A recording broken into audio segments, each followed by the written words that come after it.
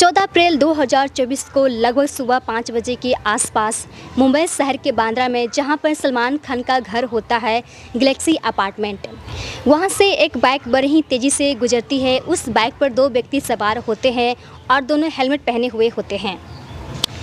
लगभग उस अपार्टमेंट के सामने 10 सेकंड तक गाड़ी रुकी होती है और उस 10 सेकंड में 5 गोली फायरिंग की जाती है, 5 गोली चलाई जाती है, जिसमें से 3 गोली हवा में छोड़ी जाती है और 2 गोली जो होते हैं एक बालकनी में जाकर लगती है और दूसरी गोली दीवार में लगती है। जो दोनों बाइक शूटर होते हैं वो सीधे महबूब स्टूडियो जाते हैं और वहाँ से यू टर्न लेते हैं और उसके बाद मॉन्ट मेरी गिरजाघर के पास जाते हैं और दोनों बाइक को छोड़कर वहाँ से कुछ दूर पैदल जाते हैं और उसके बाद ऑटो पर बैठ जाते हैं और ऑटो वाले से कहते हैं मुझे बांद्रा रेलवे स्टेशन छोड़ दो। वहाँ से 1.5 किलोमीटर दूर होता है और उन्हें बांद्रा रेलवे स्टेशन छोड़ देते हैं और दोनों जाकर बोरबेली ट्रेन में बैठ जाते हैं और उसके बाद शांत कुजरा 5:1 पर उतर जाते हैं।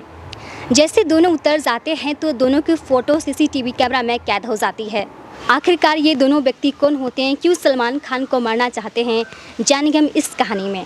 14 अप्रैल 2024 को एक बाइक पर दोनों सवार व्यक्ति अलग अलग सोसाइटी में घूमते हैं और 14 अप्रैल 2024 को लगभग सुबह 5 बजे के आसपास में सलमान खान के घर पर गोली चलाई जाती है। वो दोनों वही शूटर होते हैं जो रोहतक जिले के सचिन मुंजाल को गोली मारकर हत्या कर दी गई थी। दरअसल शूटर का नाम, इस व्यक्ति के नाम 20 साल होता है, उम्र करीब 27 साल के आसपास होते हैं। इनका जो सिर्फ काम होता है लोगों को गोली मारकर हत्या कर देना। पुलिस जो होती है इस मामले को बहुत ही बारीकी तरीके से जानने का प्रयास कर रहे थे, कोशिश कर रहे थे।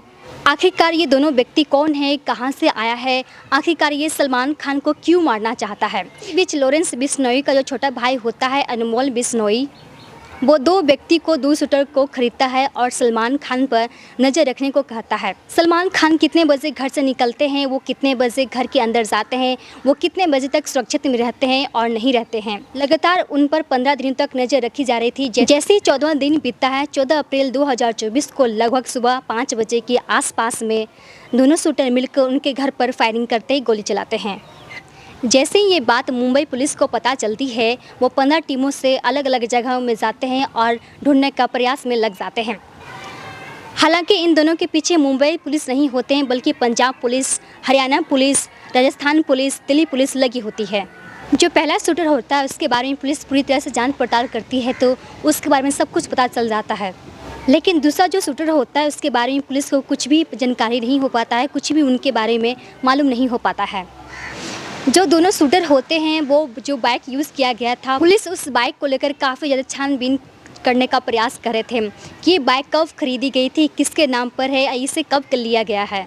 जिसके नाम पर ये बाइक खरीदी गई थी उससे बुलाया जाता है, उनसे पूछताछ की जाती है तो ये पता चलता है कि ये बहुत साल पहले किसी और व्यक्ति को बेच दिए थे। ये बाइक कहाँ से कहाँ चला, इसे कब खरीदी गई थी, इसे कब किसे लिया गया था और ये मुंबई शहर में कहाँ से कहाँ चली गई थी, कहाँ से कहाँ इस बाइक को रोकी गई थी। इस मामले को पूरी तरह से जांच पड़ताल में लगी होती है तो इसी बीच एक पोस्ट सोशल मीडिया पर वायरल हो जाती है जो अनमोल बिश्नोई के नाम से बताया जाता है। हालांकि इस पोस्ट में ये लिखा होता है कि तुम्हें डराया है, हमने सिर्फ तुम्हें धमकाया है। तुम यह मत समझना कि यह गोली तुम पर हम चला नहीं सकते हैं, ये तो सिर्फ टेलर है, आगे कुछ भी हो सकता है। जब पुलिस इस IPI एड्रेस को खंगालती है तो ये पता चलता है कि ये IPI एड्रेस कर्नाटक की है। इसे विदेश से यूज किया गया है, इस्तेमाल किया गया है और साथ में इसमें VPN का इस्तेमाल किया गया है, उस नेटवर्क का इस्तेमाल किया गया है कि पुलिस वहाँ तक पहुँच न पाए। जब पुलिस इस मामले में काम कर रहे होते हैं तो ये पता चलता है लॉरेंस बिश्नोई के गैंग के लिए कोई सभी शूटर काम करने के लिए साथ में रेडी हो जाते हैं, क्योंकि उनका नाम पूरे हिंदुस्तान भर में प्रचलित है, फेमस है। कोई भी शूटर अपने आप को हाईलाइट करने के लिए, नाम बड़ा करने के लिए खुद ही वो लोग लॉरेंस बिश्नोई के गैंग में मिल जाते हैं। लॉरेंस बिश्नोई जेल में रहते हुए भी उनका काम बाहर से आसानी से हो जाता है और ये भी पता चलता है कि सलमान खान के घर के बाहर फायरिंग इसलिए करवाई गई थी कि प्रोडक्शन मनी हासिल करने के लिए, ताकि दहशत का माहौल पैदा किया जा सके, किसी भी फिल्मी कलाकार से बड़ी रकम मांगी जाए और वो चुपचाप डर के मारे वो रकम आसानी से दे दे, क्योंकि सलमान खान जैसे बड़े लोग सुरक्षित है ही नहीं तो फिर छोटी की उम्मीद कैसे की जा सकती है। मुंबई के जो CM होते हैं सलमान खान से बात करते हैं, वो कहते हैं कि अब डरने की कोई ज़रूरत नहीं है, मेरी टीम पूरी तरह से लगी हुई है, वो जांच पड़ताल कर रही है। हालांकि जो पुलिस होती है आगे की कार्रवाई में पूरी तरह से लगी होती है और जांच पड़ताल आगे चल रही है। इस कहानी को सुनाना आपको परेशान करना नहीं बल्कि आपको जागरूक करना है। जहां रहें सुरक्षित रहें, अपना ध्यान रखें। जय हिंद।